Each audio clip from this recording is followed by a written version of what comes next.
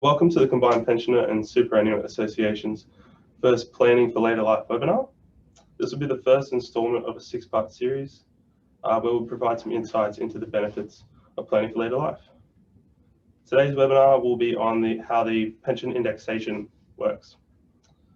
But before we really get into things, I'd like to firstly, on behalf of the Combined Pensioners and Superannuants Association, acknowledge that today's meeting is being held on the country of the Darug people of the Darug Nation, and acknowledge that their ancestors who have been traditional owners of the country for thousands of years. Cpsa also wishes to acknowledge and pay respect to the Darug people's elders, past and present. We'd also like to extend our respects to the traditional owners on the land where you're tuning into today. This is especially important considering this week is NAIDOC week, a time where all Australians come together to celebrate the history, culture and achievement of Aboriginal and Torres Strait Islanders. Here at Cpsa, we recognise that this land always was and always will be Indigenous land. Now I'd like to just give a little introduction to who we are at Cpsa. So Cpsa is a non-profit, non-party political membership association that was founded in 1931. We aim to serve pensioners of all ages, superannuants and low-income retirees. Cpsa's aim is to improve the standard of living of its members and its constituents. My name is Luke Medic and I'm Senior Policy Officer here at Cpsa. With me today we have Paul Vestige, who is Cpsa's Policy Manager. Before we really get into things, there's a couple of housekeeping rules I'd like to go through. You may have noticed that your video and microphone settings have been turned off. This is because we have turned them off and you won't be able to turn them back on. However, you may notice there's a Q&A box. You may type your questions in there and we'll do our best to answer them live on screen. So any burning questions, just get them out and we plan to address them at the end of the webinar. All right, so how can we jump into things? So why is Cpsa doing a webinar on pension indexation, Paul? Well, last month, or not even last month, the month before last month, in September, the pension indexation, which always happens in September and March, produced no increase to the pension. And that's unusual. The last time that happened was in 1998. So that was 22 years of uninterrupted increases to the pension. And we got quite a few calls from people who expressed disquiet, outrage about this. And really, we thought it would be a good idea to explain how pension indexation works, and make sure people understand that it generally works very well and works in favour of pensioners. Okay. Well, I mean, is it really that hard to index the pension? Well, it's finicky, right? And the Social Security Act, which sets out the method of calculation, is all over the place and seems to be almost written to make it impossible to do it yourself. Right. But the calculation itself is quite simple. So the answer is no. It's not hard to index. Right. Okay. Well, if it's not hard, I mean, should people try this at home? Well, I'll leave that to the people, okay. But you know, there's really no reason to do it yourself. The department is quite good at it. It's been doing that for almost half a century, I think. Right. And you don't have to be suspicious that you're being robbed. Right. So there's no reason to be suspicious of public servants in Canberra? Well, generally speaking, I would say it's a good idea to be suspicious, right, and follow things closely, but the pension indexation is not something that is really contentious ever. Okay. Right. Well, I think we will attempt to get our PowerPoint tool up to aid us throughout the rest of the presentation here. All right. Hopefully that is working for everyone. I'd like to ask a question. You know, we always talk about the pension when we really mean the age pension, but there's more than just the age pension, isn't there? Yes, the age pensioners are the biggest group of pensioners. There's about 2 million of them, I think. But as you can see on the slide, there are 4 other payments which behave just like the age pension. The service pension, which is for people, retired people who used to be in the Defence Force. Okay. The service pension, it's exactly the same as the age pension. It's just that the Department of Veterans Affairs is involved. The disability support pension is the same payment really, but it is for people of working age, and it supports them. It gives them income support if you have a permanent disability. And the carer payment, which is not called a pension for some reason, is also the pension, except it's for people of working age who spend a lot of time caring for someone either with a disability or somebody who is old. And I have to say that disability support pension and care payment can also be paid to people of pension age. You basically have the choice. If you go into, or if you become of pension age while you're on the disability support pension, you are invited to switch to the age pension, but you don't have to. Right, so that speaks to me that the payments are similar, just the names are different and some other differences. Well, obviously eligibility is different. Right. We won't go into that. People know what those criteria are. Sure. But yes, they are exactly the same things. And if the age pension goes up, the other 3 go up as well. Okay. Well, I mean, you touched on eligibility criteria, and I mean, are there differences when we look at sort of state concessions and that sort of thing? Like, does each pension have some differences to what they're maybe eligible for, or is it? Yeah, there are slight differences, but not all that many. I mean, you know, if you're on a disability support pension, there used to be a mobility allowance that has disappeared, but Okay. there are differences specific to the people that draw that payment. But you know, certainly for indexation purposes, it's the same. Okay. Well, how then do these pensions compare with JobSeeker, or what was once known as New Start? Yeah. Well, JobSeeker and New Start, without the COVID supplement, is 40% or about 40% lower than the pension. Okay. So people on the pension, or just on the pension, complain that it is too low, and it is too low. So you can imagine that somebody on JobSeeker payment without a COVID supplement, that is real poverty. That is, you are in dire straits if you have to live on JobSeeker for a long time. And some older people have to, because if you become unemployed, age 50, 55, it's very, very hard to find a new job, generally speaking. So you could be on the JobSeeker payment for 17 years if you're 50. And that's a long time to be surviving on a payment that's 40% the pension, which is low itself. So, and there are at the moment 320,000 people over 55 who are on JobSeeker. Due to COVID, that number has increased to that level. Before COVID, it was about 180,000 people. Okay. Still a very large group of people.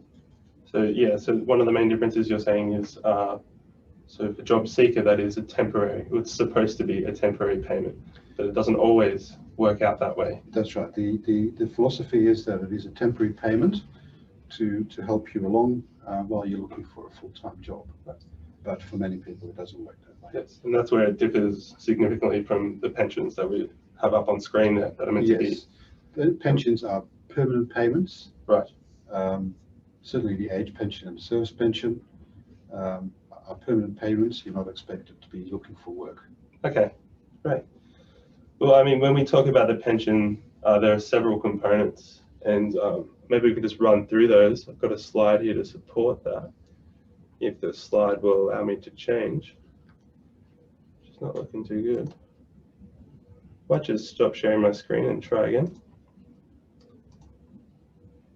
Sorry about that. Okay, There we are. great. No, Okay. that's what we're after. All right. Yeah, the pension is not just the pension, although there are quite a few people, even pensioners, who think that it is just one payment. Right. But it consists of three components. There's the basic pension, which is the largest part. At the moment, it's $860 for singles, full rate, and for couples, it's almost $1,300 a fortnight. And that's the largest part of the pension. There's also a pension supplement, which itself consists of four components. There's GST compensation, which has been paid since the year 2000, when GST was increased, and also a utilities allowance, a telephone allowance, and a pharmaceutical allowance. People won't see that on their statements from Centrelink, but in legislation, those four supplements still exist. Okay. Now, lastly, there's the energy supplement, which has been paid initially as the clean energy supplement and was to compensate pensioners for increases due to the mining tax, which was very short-lived. But the energy supplement is proving a little bit more durable. Okay, so that outlasts the mining tax, and we've still got that energy supplement in there. Very interesting. I think we can move on now to looking at the specific pension indexation mechanisms. So we've got three up there on the screen. I mean, how are these applied to the pension? Okay, as you can see, there's the Consumer Price Index, CPI, which is the inflation number, which is also always widely reported. Also widely reported is the Pensioner Beneficiary Living Cost Index, or the PBLCI. And I can say that really fast because I say it a lot, but it's a mouthful. There's also a benchmark called the Male Total Average Weekly Earnings, or MTAWE. MTAWE rolls off the tongue a bit better than PBLCI. It does, yeah. It does. Right. So those are the three indexation mechanisms used for the pension. And the way they are used is, first, the department calculates indexation on the basis of the Consumer Price Index, and then it calculates the Pensioner Beneficiary Living Cost Index. They compare them and pick the one that produces the highest or the higher pension, and then check against the Male Total Average Weekly Earnings to see if it's up to a prescribed level. And the prescribed level at the moment, I have to check that on my notes because it is a very strange number, is 41.76% of the Male Total Average Weekly Earnings is what the single full rate of the pension must be. So if at any point the pension indexation produced by CPI or PBLCI does not come up to that level, the pension is topped up to that level. That's how it works. To the very precise 41.76%. Right. Yes. Of course. So simple, isn't it? It is. Well, I mean, well, why do we have three bases of indexation? Why not just one? Well, we used to have only one. Okay. And the CPI was the first one, and then MTAWE came on board, and after that the PBLCI. Job Seeker, for example, is still only indexed on basis of CPI. Okay. And as I mentioned, the Job Seeker payment is 40% lower than single pension. So you can see that having three indexation mechanisms rather than one is probably a good thing. That's, you know, and it has developed this way because age pensioners are a big group of people. There's a lot of votes there. So politicians are very responsive, although it may not seem that way, to widespread unrest amongst pensioners about their pension payments. The MTAWE was introduced in 1998 for that very reason. As I mentioned before, 1998 was the year in which pension indexation produced no increase. Okay. And as a result of pressure, the government of the day introduced the MTAWE benchmark. And again, in 2009, after a long campaign to get an increase to the single age pension, the single pension, I should say, the third measure was introduced, and we'll talk about this later on, what sort of effect it has had on the pension. It's interesting to see how pensioners' advocacy and activism has sort of led to this, to where we're at now, really. Yes, yes. I mean, the pension is, as we mentioned before, it's low. Definitely. But imagine if your CPI was still the only one used. Right. Yeah, it would be a lot closer to the job seeker rate, wouldn't it? Yes. Yes. Right. I think we move on to the next slide that we've got here. Great, that worked. So on this slide, we see that there's 3 separate components, and they're matched with the different indexation mechanisms.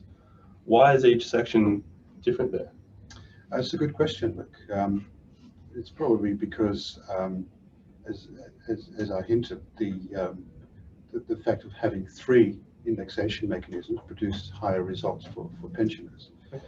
So not applying it to the pension supplement, and as you can see, not indexing at all the energy supplement is cheaper. Right. That's probably the reason. But yeah, and the pension supplement really should be indexed in the same way as the basic pension, we feel, because a large part of that is compensation for the introduction of the GST. The GST is paid over non-essential goods and services. So really, if that wants to keep pace with what's happening in the economy, that pension supplement should also be indexed in the same way as the basic pension. Right. Yeah, and I guess this is where the finickiness that you pointed out really comes into it. So we have the 3 different sections, and there's all these different ways that they're sort of worked out. So yes, for people working out at home, that would becomes quite a number of steps, doesn't it? Yes. Right. I think we move on to the next slide now, and on this one, you can sort of wanted to point out how important it is that we have multiple indexation mechanisms. So, I mean, how important is it that we have? Yeah. Look, when you look at the what happened since March 1998. Right, so that's at the top of your screen. The top of the slide there. Sure. The CPI has been used only 1/3 of the time in indexation. Right. Whereas MTAWE, the average weekly earnings, and the cost of living index for pensioners has been used 2/3 of the time. And that is based on the fact that they produce higher results for pensioners. So again, this puts some numbers to how important it is to have those 3 mechanisms. Since in between March 1998 and September 2009, and remember in 2009 the PBLCI was introduced. Right. Okay. When we had 2 mechanisms, it was 40%, almost, around 40% of the time CPI was used, but average weekly earnings were used 60% of the time. You can already see how important that was. And then when the PBLCI came on board, it has proved to be the most frequently used pension indexation mechanism. And CPI is now only used in 1 out of 5, or has been used 1 out of 5 times.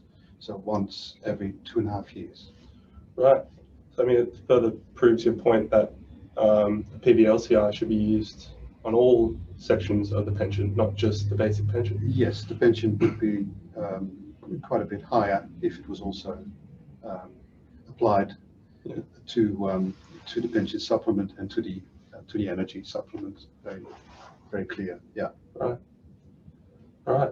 Moving on. So obviously, the PBLCI has made a big, significant difference to what pensioners to what pensioners get today. Do you want to perhaps maybe we could put some numbers on that? Yes. I think we've got a slide that covers that there. Yes. Okay, so just imagine that we would have continued with CPI indexation only. Sure. The pension that would have been produced, that would exist now, would have been 13% lower than the actual pension of today, which is $24,600. That's a difference of $4,300 for a single pensioner. That's huge. Mm. If we'd gone with average weekly earnings indexation, the pension today would still be 10% lower. And if we had PBLCI indexation only, it would be similarly 10% lower. Right. Okay. If we had had CPI and MTAWE, we would still be 1.3% lower than what we have today. Again, it is very obvious, very clear that having 3 indexation mechanisms really matters. Really matters.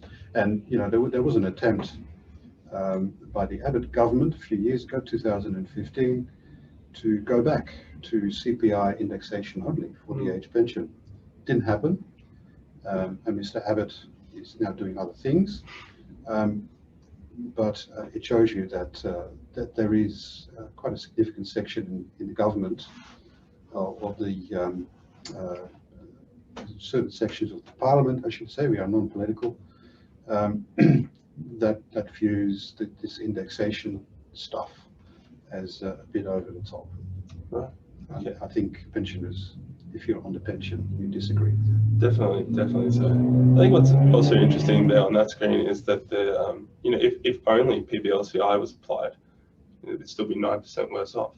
Yes. I think that's interesting, and also further talks to your point that it is much more advantageous to have these 3 different indexation mechanisms. What you've got to realize is that if CPI produces an increase in the first half of the year, let's say in the March half of the year, okay, but it doesn't produce an increase in the second half of the year, but the PBLCI does, the PBLCI indexation comes on top of the CPI indexation. So you get a little bit of a climb there, and that helps the pension along. That's good. Good news so far, from what I'm hearing. Also, I guess another point we haven't really touched on, another mechanism in the indexation process, is that the pension can't go down. Yes. Yeah. Is this really such a good thing? Well, yes, it is a good thing. Right. It is balanced out by something else, but then we'll talk about that a bit later. Okay. But yes, it is a good thing. People think that, oh, I'm not getting what they thought in September. I'm not getting a pension increase.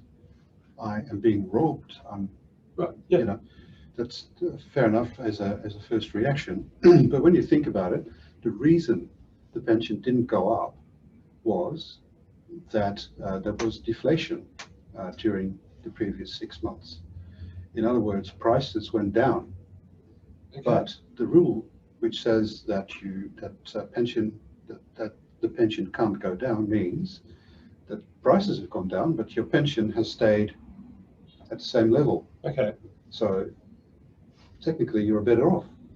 Right. So you're telling me that $24,600 can buy a little bit more than what it could. Yes, this time last year. Probably not for everyone, and right. I'm absolutely sure that people behind the screens at the moment are saying, well, he doesn't know what he's talking about because he doesn't do my shopping. Yeah. But this is what a general inflation number suggests. Okay. Yes. So I wouldn't say this is hugely advantageous, but it's not as bad as people thought. Okay. I think what was important, I think from what you just told me to take away, is that these pension rises, the indexation rises, right? They're not actual increases to the pension. So, no, when your pension goes up as a result of pension indexation, what happens is that you are topped up to maintain your purchasing power. Okay. Because otherwise the opposite would happen, as what happens, deflation, if your pension doesn't go up, then you have to pay higher prices with the same money. That means your purchasing power goes down. That's why it topped up, so that your purchasing power doesn't go down. Right. So do we want periods of deflation then? Would that be better for pensioners? That seems... I don't think it would be better. Okay. And I will explain later why that is. Right, okay. Yeah. No worries. Okay, so I think we move on to our next slide that we've got there. And so if the CPI or the PBLCI goes up next time in March 2021, will the pension go up? Maybe. Maybe. But it's not certain. We can just look at those numbers on the slide there. In December quarter 2019, the CPI was at its highest ever. It was 116.2. That is not a number that is published in the media. The media talks about percentages, but this is how it comes out as an index. So 116.2 was the highest, and in the June quarter 2020, the CPI went down. It was deflation. It went down to 114.4, and that's the reason there was no increase to the pension, because you work out the increase as a percentage, you get a negative percentage. Okay.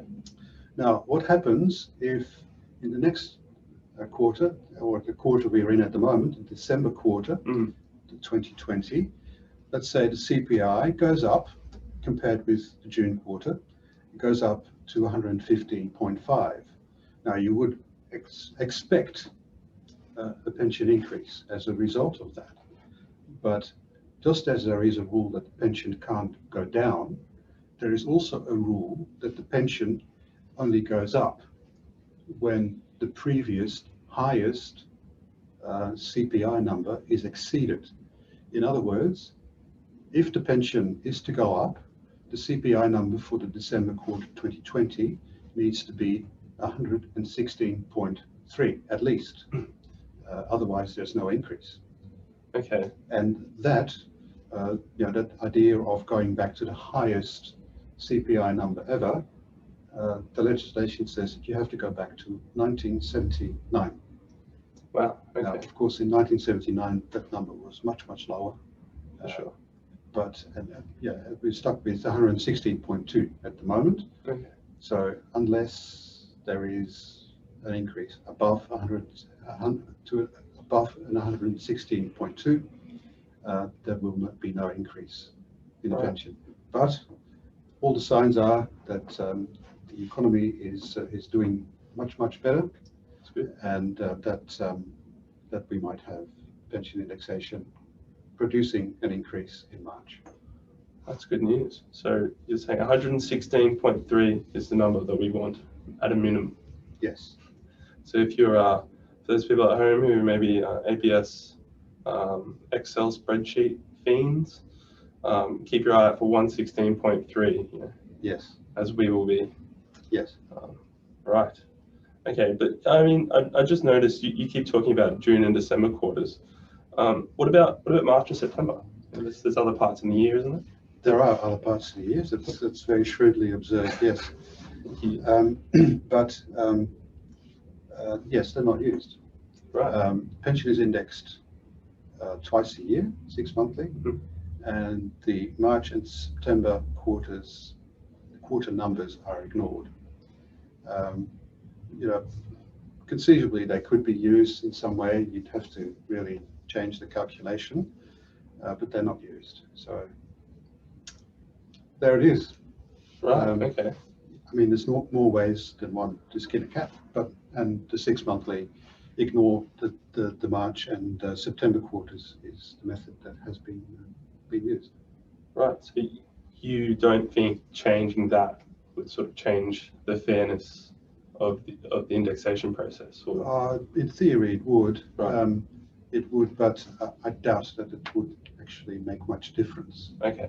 To the pension. I think 6 monthly is pretty good. Most other pensions, for example, superannuation pensions, and also annuity payments, are indexed once a year, and they're also indexed on CPI only, and they can go down. So I think comparatively, the age pension and the other pension payments are indexed fairly Okay. at the moment. Right. So your quarrel is not with indexation then? I'll just stop sharing my screen here, I think. I mean, so from what I gather from your sort of argument there, you're saying that the indexation system is actually quite fair. Yes, it works quite well, and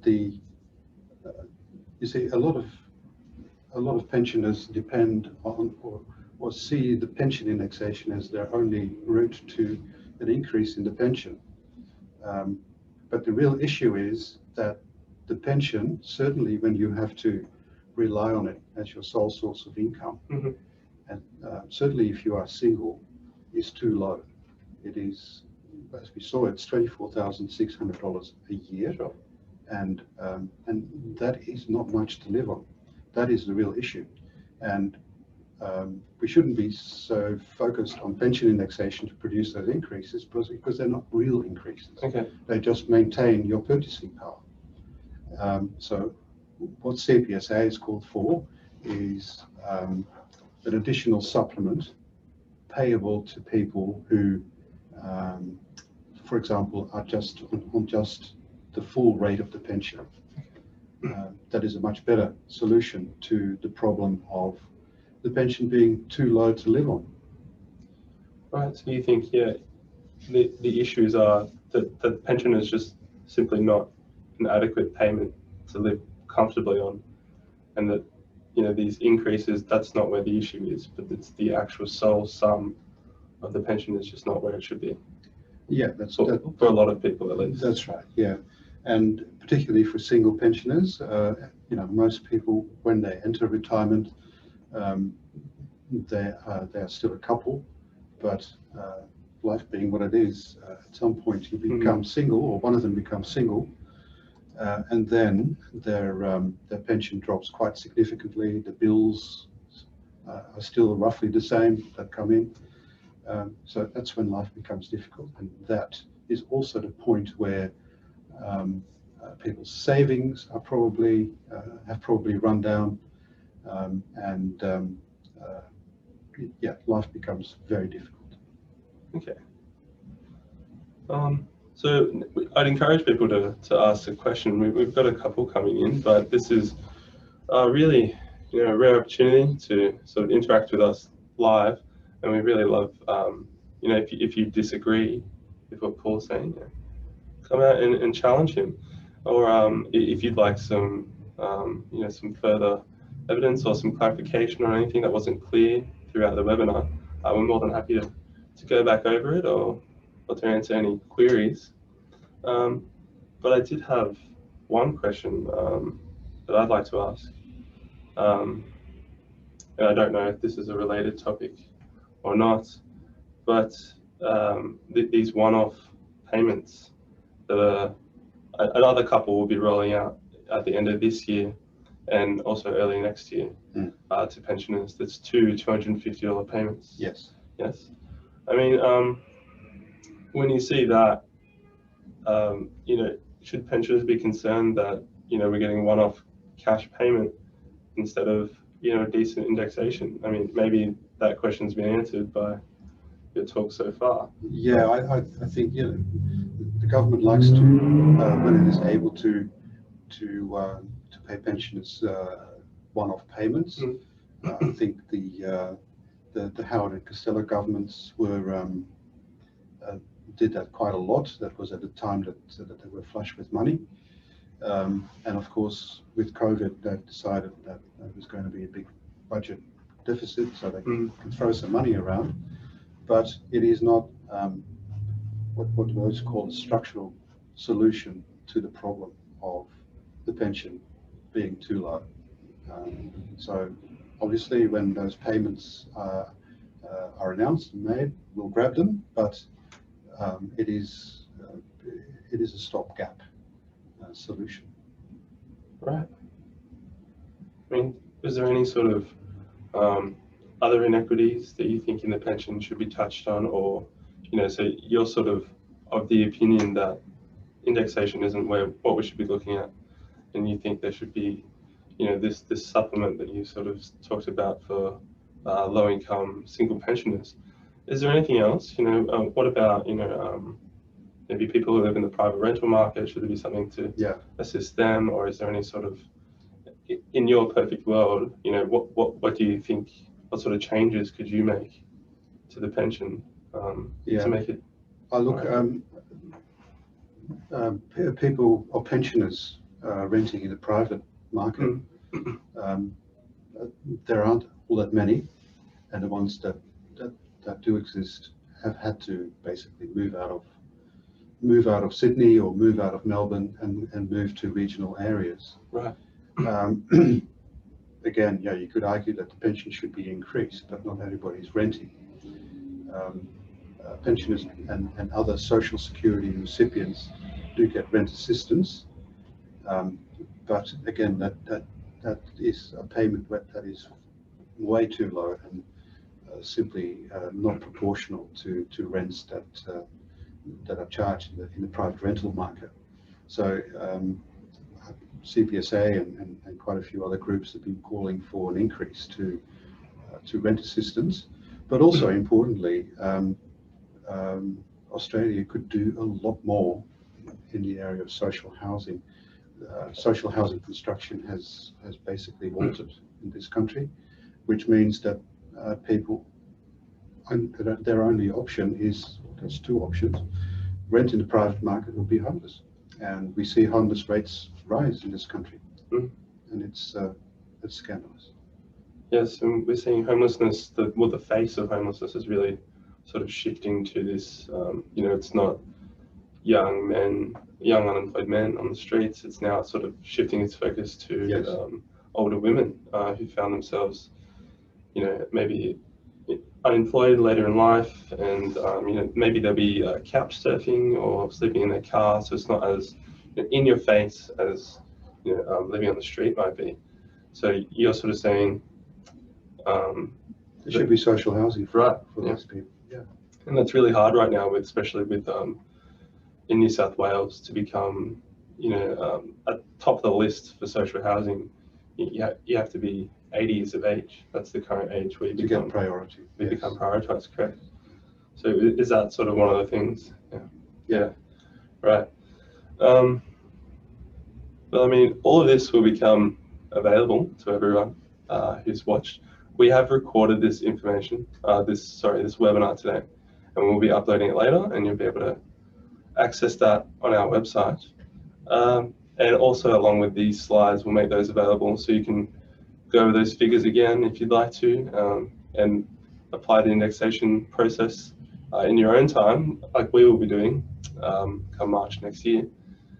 I think we've addressed all the questions that were asked of us today. And so, Paul, did you have any final remarks for today? Well, I'm beginning to sound like a broken record. I think pension indexation works very well. People should not be outraged by the fact that September did not produce an increase.